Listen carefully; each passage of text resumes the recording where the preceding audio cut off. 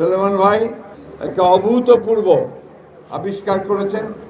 সেই আবিষ্কার দিয়ে তিনি নিজের চেষ্টায় নিজে প্রযুক্তি দিয়ে আজকে কৃষিতে এবং একই সঙ্গে মুরগির খামার, একই সঙ্গে বাসা বাড়িতে বিদ্যুৎ সরবরাহ, এই কাজগুলোতে তিনি সাহায্য করতে পারছেন, কাজ করতে পারছেন। আমার এটা জানা ছিল না। উনি হঠাৎ কয়েকদিন আগে ঢাকা গিয়েছিলেন।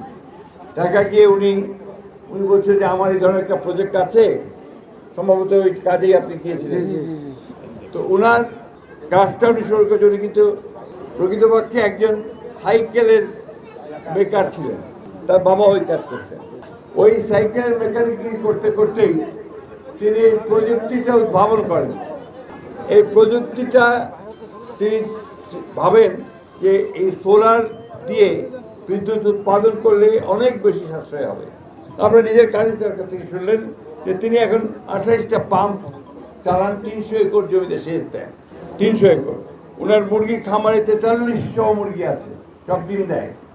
এরপরে আপনারা শুনেছেন যে এখানে 4টা রাইস কুকার আছে, 4টা মিউজিক কি বলছেন চুলা আছে, অর্থাৎ যখন চুলা চলে তখন গান বাজে।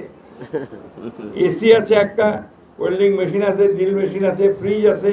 অর্থাৎ এখানকার যাবতীয় বিদ্যুতের যে চাহিদা এটা উনি ওনার নিজে।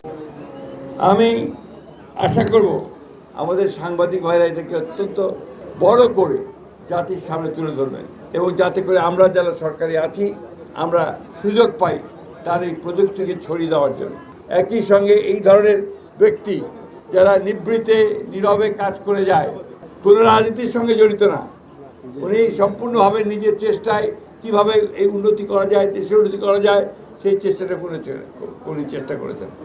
আমি এই জন্য আমাদের শিক্ষিত ছেলেদেরকে বারবার করে বলি যে নিজেরা কিছু করার চেষ্টা করো। আজকে দেখেন উনি একজন সাধারণ একজন সাইকেলের বেকার মধ্যেও কোথায় কোন জায়গায় উনি নিয়ে এসছেন নিজেকে, এই এলাকার মানুষকে তার প্রযুক্তি দিয়ে নিয়ে এসছেন।